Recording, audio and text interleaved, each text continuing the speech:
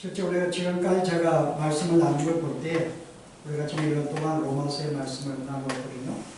제가 그 전에는 갈라디아서를 하고 또 히브리서 하였습니다.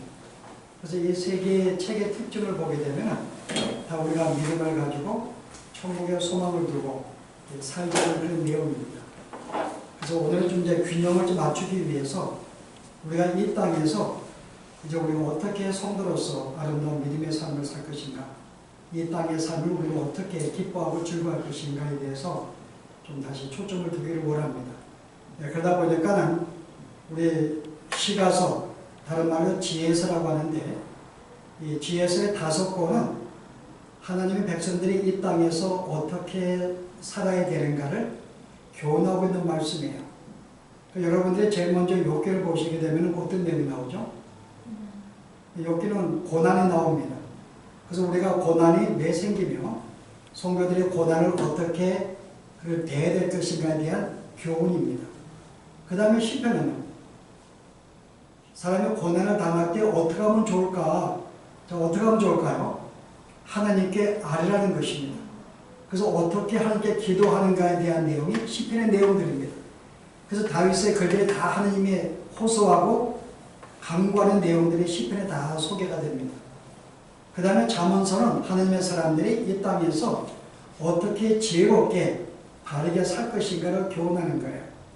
오늘 이제 공독한 이 전도서는요, 어떻게 하나님의 백성들이 주님이 지으신 이 땅을 어떻게 즐기며 살 것인가를 교훈하는 것이 전도서입니다. 우리는 그 전도서를 우리가 많이 들었잖아요. 험하고 허무하다 그래서 마치 어떤 이게 비관주의에 대한 글을 볼 수 있는데, 실제 전도서는 어떻게 성도가 이 땅의 삶을 즐길 것인가에 대한 교훈을 주는 게 전도서입니다. 마지막 아가서는요, 하나님의 사람들이 어떻게 서로 사랑하며 살 것인가에 대한 교훈이에요. 그 실제 이 지혜서 5권은 엄밀하게 이 땅에 초점을 두고 이 땅을 어떻게 살 것인지를 교훈하는 내용입니다.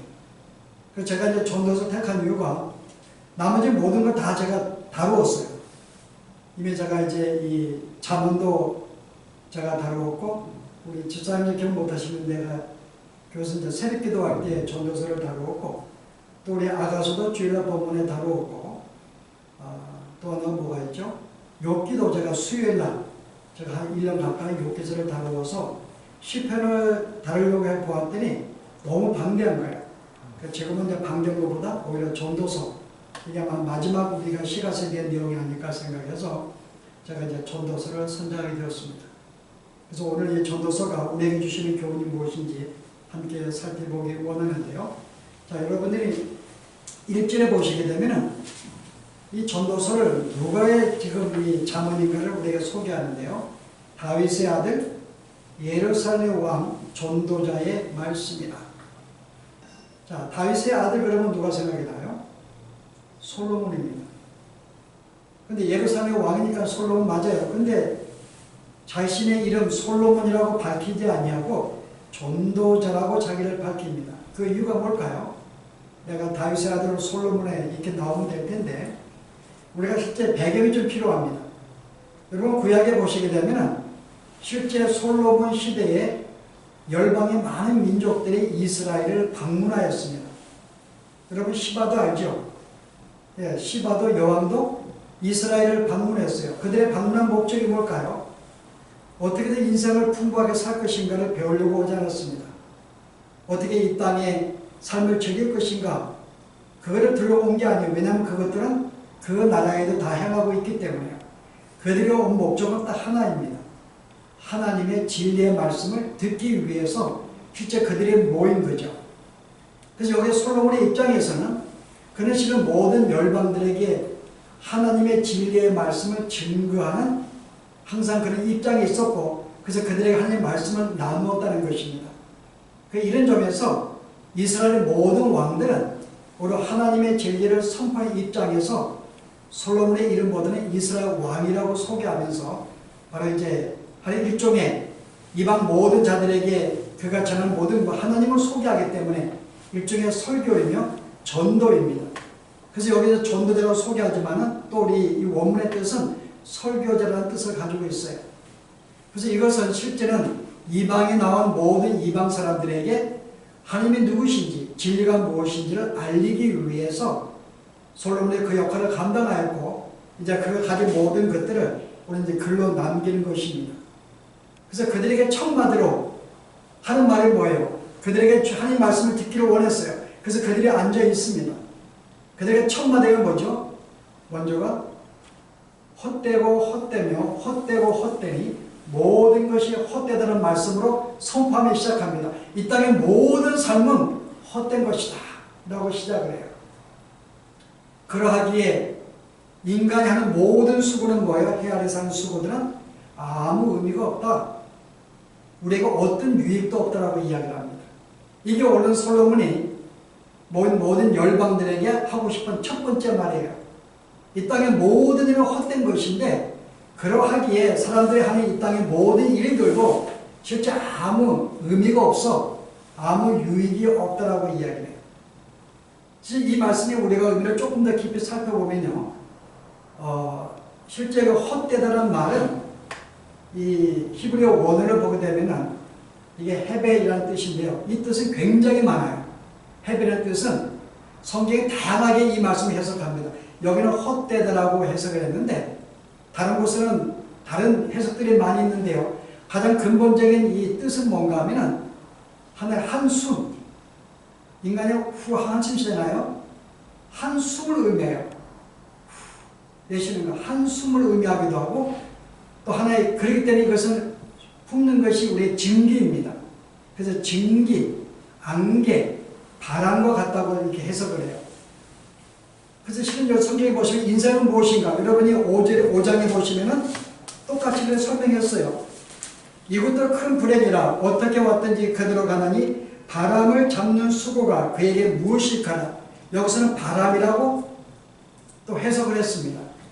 그래서 실제 이 헛되는 말은 한순간, 한 호흡을 의미해요. 뭘 말할까요? 이건 한순간이다.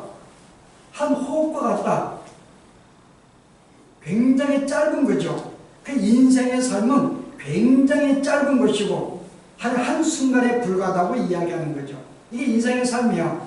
그렇기 때문에 인생에 우리가 뭔가 인생이 아무 의미가 없다는 거죠. 그래서 우리가 한숨을 쉬게 되면 증기인데요. 실제 증기를 손으로 잡으려고 그러면 실체는 증기가 보이기도 합니다. 겨울에는요. 하얗게 보이기도 해요. 근데 잡으려고 그러면 다 빠져나갑니다. 잡을 수가 없어요. 그래서 우리가 무엇인가 인생이 뭔가 해보려고 잡으려고 하지만은 아무것도 잡을 수가 없는 공허한 것이다. 이 삶은 무의미한 것이다. 아무 의미가 없다고 이야기하는 거죠. 이게 인생의 삶이라고 이제 이 전도자는 시작합니다. 이것은 아무것도 아니다.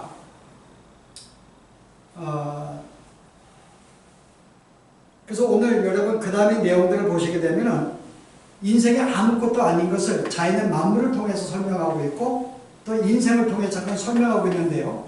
잠깐 뭐라 그래요? 왜 인생에 아무것도 의미가 없을까? 여러분 4절에 보세요. 한 세대가 가고 한 세대는 오되 사람은 낳다가 금방 또 뭔가 이렇게 살려고 또 이렇게 준비하고 고생하다가 죽어버리고 계속 반복이 되면서 아무것도 얻지를 못하는 거예요. 반복되고 의미가 없다 그 말입니다. 인생의 삶이 계속 돌고 돌고 순환이기 때문에 여기에서 이 헛다는 말을 여러분 이 8절부터는 다른 말로 표현해요. 9절에 보았더니 이 해 아래는 새 것이 없다. 이 새로운 것이 없다는 거죠. 만약에 우리가 어떤 목표를 정해놓고 만약에 달려가고 뭔가 얻으면 새 것이 있습니다. 뭔가 줄 수 있으니까. 근데 계속 순환이기 때문에 뭔가 목표가 없는 거예요. 잡을 수 있는 게 없습니다. 그 새로운 것이 없는 거죠. 왜냐하면 실제는 지금 있는 것도 옛날에 있었고 얘들이 있던 모든 게 지금도 있기 때문에 실제 인간이 새롭게 추구하는 것이 아무것도 없다는 면에서 이것도 허무하다는 거죠. 사람이 죽고 또 살다가 죽고 계속 반복되는 삶 속에 이게 뭐가 의미가 있냐. 그 다음도 마찬가지입니다. 해는 뜨고 해는 지되 그 떴던 곳으로 빨리 들어가고 해는 졌지만 금방 져버립니다. 다른 경우 10편에 보시면은 빨리 달려간다 그래요. 하늘을 향해서 뭔가 급했는지 자기 왔던 곳을 급하게 달려갑니다. 해는 뜨자마자 달려가고 계속 또 수면되는 거죠. 이런 가운데 계속 순환되는 가운데 이것도 우리가 주어진 새로운 것이 아무것도 없지 않느냐. 그러므로 이것 또한 의미가 없고 헛된 것이다라고 하는 거죠. 바람도 마찬가지죠. 바람은 불었지만은 또 불던 곳으로 다시 돌아가기 때문에 이것도 공한 것이고 아무 의미가 없어. 마지막 뭐죠? 바다도 마찬가지입니다. 모든 강물이 바다로 흘러요. 근데 바다가 채워지지가 않습니다. 뭔가 채워진다면 새로운 것인데 채워지지가 않는 거예요. 왜 안 채워져요? 바다로 흘러갔던 것이 다시 또 징계가 되어서 또 구름이 되고 또 강에 또 물이 떨어지면 또 바다로 흘러가고 계속 순환하기 때문에 계속 바다는 채워지지 않아요. 어떤 것도 새로운 것으로 가질 수가 없습니다. 그래서 계속 이 바닷물의 이 자연의 순환을 통해서도 이것도 계속 돌고 도는 가운데서 얻을 게 뭐가 있냐. 그런 점에서 이것도 우리가 아무것도 공허하고 삶의 의미가 없다라고 이야기를 하죠. 그 다음에 이제 여러분이 8절에서 보면은 이렇게 계속 돌다 보니까 피곤함밖에 없는 거죠. 모든 만물이 피곤하다는 건 사람이 말로 다 할 수 없나니 만물이 너무나 피곤해. 계속 돌다 끝없이 돌다 보니까는 성취도 없고 아무것도 없고 너무나 피곤한데요. 사람이 표현할 수 없다는 거죠. 그래서 인간의 기능을 가지고 또 표현하는데 눈은 보아도 족함이 없고 귀는 들어도 가득 차지 아니하더라. 눈은 보아도 족함이 없어요. 눈은 어떤 사물을 보는데요. 아, 내가 이제는 볼 거 다 봤네 라고 만족한 적이 없습니다. 계속 새로운 것을 보려 하고 계속 새로운 걸 추구하고 계속 그렇다는 거죠. 그래서 이 눈은 결코 만족하지 않아요. 계속 봅니다. 나 이제 더 이상 볼 거 다 봤기 때문에 더 이상 볼 필요가 없다고 말하지 않는 거죠. 귀는 어때요? 귀도 수많은 말들을 듣는데요. 끝없이 듣는 거예요. 이제 내가 들을 거 다 들었어. 더 이상 내가 안 들어도 괜찮아. 더 이상 내가 가질 정보 없어. 그리고 만족하지 않습니다. 끝없이 듣는 거예요. 인간의 끝없는 욕망이죠.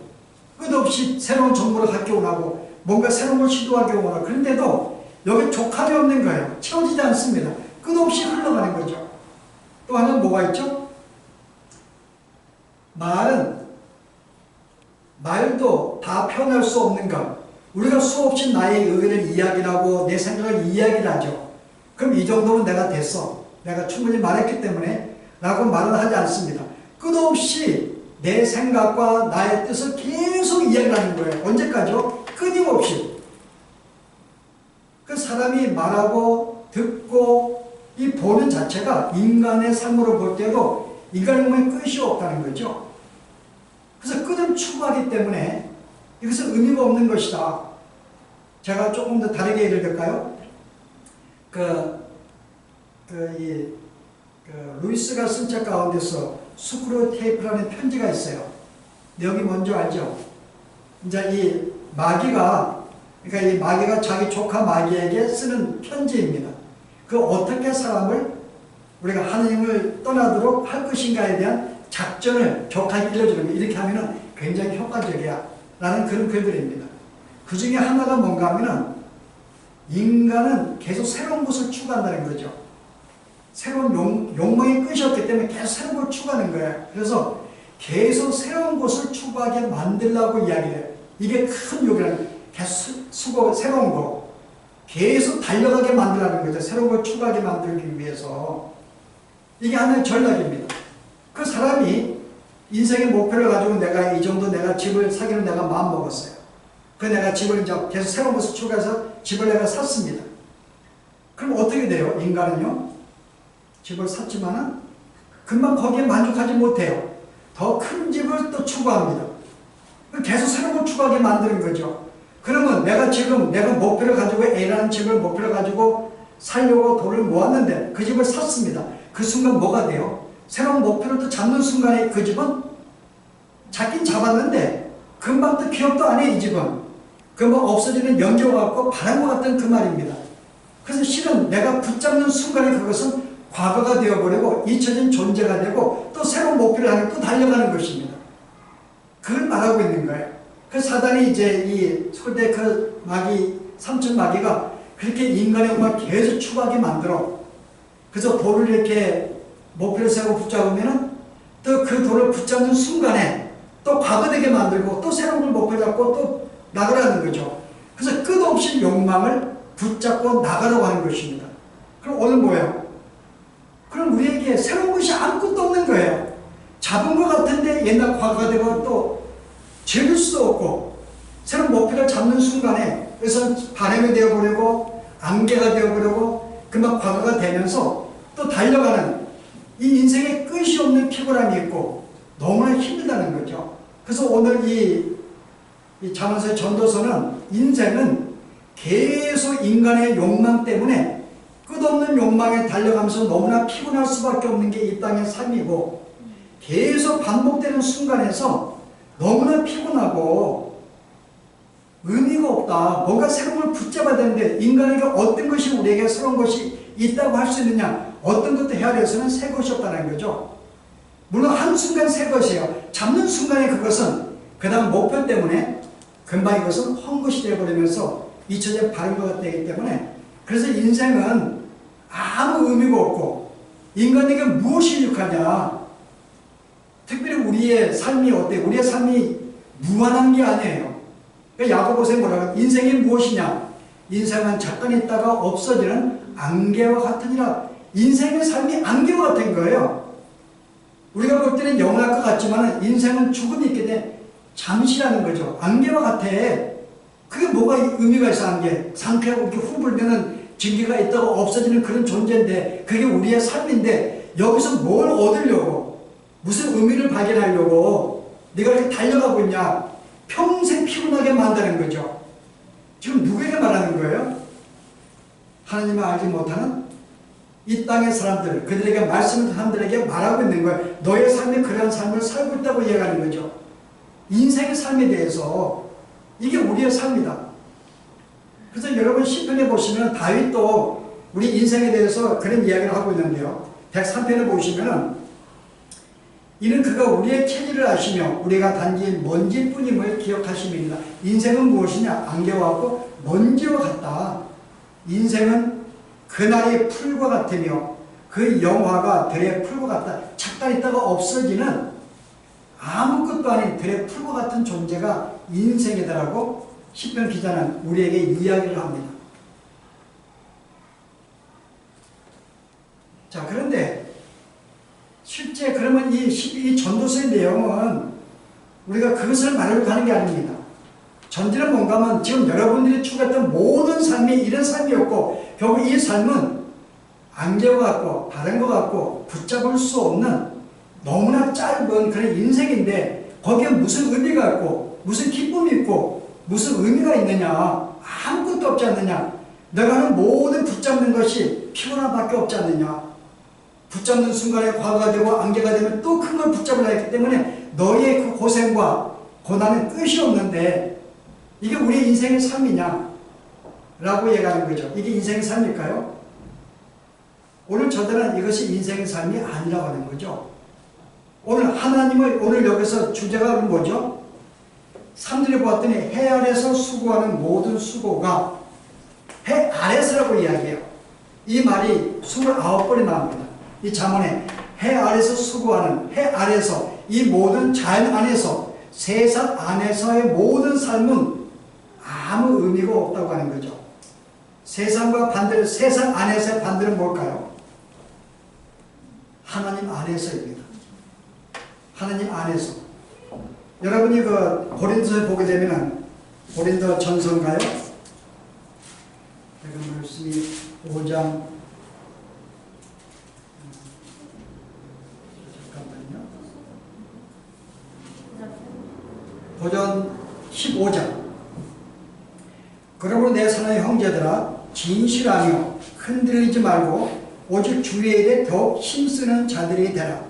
이는 너의 수고가 주 안에서 헛되지 않은 줄 압니다. 하나님을 떠난 모든 인생은 아무 헛된 것이에요. 의미도 없고 잠깐이고 순간이지만은, 그러나 뭐라 그래요 바울은? 그러나 너희가 주 안에서 그리스도 안에 있는 자다. 하나님과 함께하는 삶은 뭐예요? 어떤 이 땅의 삶도 헛되지 않다고 하는 거죠. 하나님을 떠난 삶은 모든 것이 헛되고 의미가 없지만은 하나님 안에서의 모든 삶은 결코 헛되지 않다고 반박합니다. 그래서 오늘 이 솔로몬은 오늘 하나님께서 이 손을 통해 이 말씀을 주고 싶은 거예요. 나를 모든 인생은 아무 의미가 없고 한 순간이야. 그리고 우리가 죽으면은 뭐라 그래요? 이전 세대가, 그 세대가 나를 아무도 기억하지 않는다는 거죠. 나는 무엇인가 이 땅에서 살면서 의미를 발견했지만 인생들은 내가 죽는 순간에 어느 누구도 나를 기억하잖아요. 우리가 100년 우리가 전에 죽은 사람들 우리가 누가 기억하는가요? 아무도 기억 안 해요. 이게 인생의 삶이고 무의미하지만 그러나 주 안에서 하나님 안에서 삶은 결단코 헛된 것이 아니고 다 의미가 있다고 이야기하는 것입니다. 오늘 이 말을 주고 싶은 거죠. 그래서 그들에게 이제 하나님을 소개하는 것입니다. 자, 오늘 하나님을 떠난 삶은 우리에게 뭐라 그래요? 한순간이고 헛된 것이지만은 주한 삶은 헛된 것은 아니야. 그러면 옛날의 모든 삶은요, 다 옛날 것이에요. 항상 옛날 것입니다.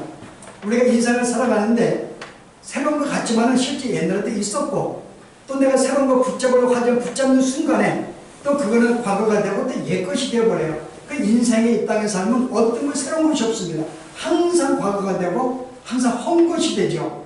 그러나 주 안의 삶은요. 자, 보실래요? 주 안의 삶은 뭔가요? 고린도후서 5장에 뭐라 그래요? 그런즉 누구든지 그리스도 안에 있으면 새로운 피조물이라. 이전 것은 지나가시니 보라 새 것이 되었도다. 이 땅의 모든 삶이 다 헛 것이고 새로운 것 새가 없지만은 그리스도 안에 거할 때는 이제 새로운 삶을 시작하는 거죠. 진짜 이 삶이야말로 참된 삶이고 의미가 있는 삶이고 새로운 삶인 것을 이야기해. 우리는 옛날 존재가 아니고 새로운 존재라는 거죠. 새로운 존재예요. 이미 그것은 구약에서부터 이미 우리가 그리스도가 오실 때 우리가 어떤 삶을 살지를 우리에게 이야기해 주는데요. 제가 에스겔서 36장에 보시면요. 26절에 또 새로운 영을 너희 속에 두고 새로운 마음을 너희에게 주되 너희 육신에서 굳은 마음을 제거하고 부드러운 마음을 줄 것이며 또 내 영을 너희 속에 두며 너희는 내 율례를 행하게 하리니 너희가 내 규례를 지켜 행할지니라. 자, 이미 주님이 오신다면 어떻게 내가 너에게 새로운 영을 줄 거야. 헛영이 아니야. 삶의 의미를 부여하고 삶의 기쁨을 줄 수 있는 이 영을 내가 너에게 줄 것이다. 내가 너에게 새로운 마음을 줄 것이다. 그렇기 때문에 우리는 헛된 삶이 아니고 의미 있는 삶을 살게 될 것이라고 오늘 이야기를 하고 있습니다. 오늘 이게 바로 오늘 전도서가 우리에게 주는 첫 번째 내용이에요. 우리가 하나님이 없는 이 땅의 모든 삶은 실제 아무 의미가 없어. 그 삶은 한순간이고 안개와 같고 바람과 같은 존재인데 뭘 얻었겠다고 계속 반복되는 삶 속에서 우리가 죽는 순간에 아무 의미가 없는데 그게 뭐야? 그러나 내가 하나님을 알게 되면 우리가 하나님과 함께 더불어 이 모든 삶은 이제는 모든 삶이 의미가 있고 우리 항상 새로운 존재로서 새로운 삶을 추구하며 항상 목표를 우리가 성취하면서 사는 것이 우리 성도의 삶인 것을 이제 그들에게 이야기하죠. 그래서 오늘 첫 번째 이제 이 말씀을 주면서요. 오늘 전체 내용에 주는 이 포인트는 뭘까요? 1절 1절까지의 말씀 가운데서 기본적인 논점 어떤 걸 제시하는 거예요? 기본적인 내용의 주제는요. 인생은 죽는다. 그러므로 죽음을 내가 받아들일 준비가 되어 있는가를 먼저 시작을 합니다. 내가 죽음을, 그래서 우리가 내가 인생이 짧은 줄 알고 죽는 줄 알고 인생을 준비하며 사는 것이 가장 지혜로운 삶이야 라고 오늘 이야기합니다. 인생을 준비하는 것. 그래서 실제 인생의 삶의 가장 기본적인 시작은 뭔가 하면요. 바로 죽음을 알고서 준비하는 삶입니다. 어느 한 사람이 제가 글을 읽다가 어느 한 목회자가 그런 고백했더라고요. 나는 이미 죽음에 대한 준비가 되어 있어. 근데 실제 준비가 안 된 것은 내 아내의 죽음, 내 자녀의 죽음은 너무 마음에 걸린대요. 그 생각 마음이 아프고 고통. 그래서 우리가 내 사랑하는 사람과 내 가족들의 죽음에 대해서는 준비가 안 됐는데 실제 나는 내 자신의 죽음은 나는 준비가 되어 있네 라고 이야기합니다. 그 사람이요. 그 자기가 죽음의 준비가 되니까는 모든 게 해결되더래요. 내가 죽는 줄 아니까는 인생에 그 욕심 부리지 않더래요. 내가 죽는데. 그래서 인생의 모든 욕망이 나에게 사라지는 거예요. 뭔가 더 얻으려고 새로운 걸 추구하려고 끝없이 달려가지 아니한다는 거죠. 그래서 내가 죽음을 준비하니까 갑자기 내 마음이 여유가 생기게 되고요. 너그러지는 거예요. 남은 가지려고 계속 모으지 않고 어차피 죽는 건데 그 마음이 굉장히 이렇게 너그러워지고 관용스러워지고 갑자기 마음에 그 어떤 마음이 다툼도 없고 온유해지기 시작하면서요. 그래서 인생에 죽음을 내가 정말 죽음의 준비가 된 사람은 이 땅에서 모든 삶이 한순간에 해결된다는 것을 자기가 발견했다는 걸 읽어봤는데요. 여러분 실제 그렇습니다. 실제 우리가 성도가 이 땅의 삶은 영원한 것이 아니고 잠시 있다는 삶을 아는 거거든요. 우리의 삶은 영원하게 천국에 있는 거죠. 그래서 그 삶을 알고 이 땅을 살아가는 사람들은 너무나 마음속에 여유가 생긴다는 거죠. 그렇게 뭐 나만 살려고 물질을 모으거나 하는 것이 아니라 적당히 나누기도 하고 관용을 베풀기도 하고 용서하기도 하고 그런 가운데 삶을 살게 되는 거죠. 그리고 새로운 것을 추구하지 않아요. 어차피 내가 그것을 살려고 그것을 붙잡으려고 계속 달려가지 않는다 그 말입니다. 어차피 그것은 끝이 없기 때문에 피곤한 밖에 없고 그래서 나는 적당하게 이 땅에 내가 사는 동안에 필요한 것만큼 내가 살면 됐어라고 생각하기 때문에 더 이상 새로운 것과 새로운 욕망을 위해 달려가지 않는 그런 삶이 우리에게 있습니다.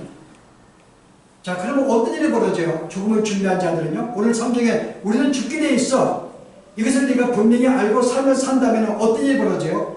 인생을 즐길 수가 있어요.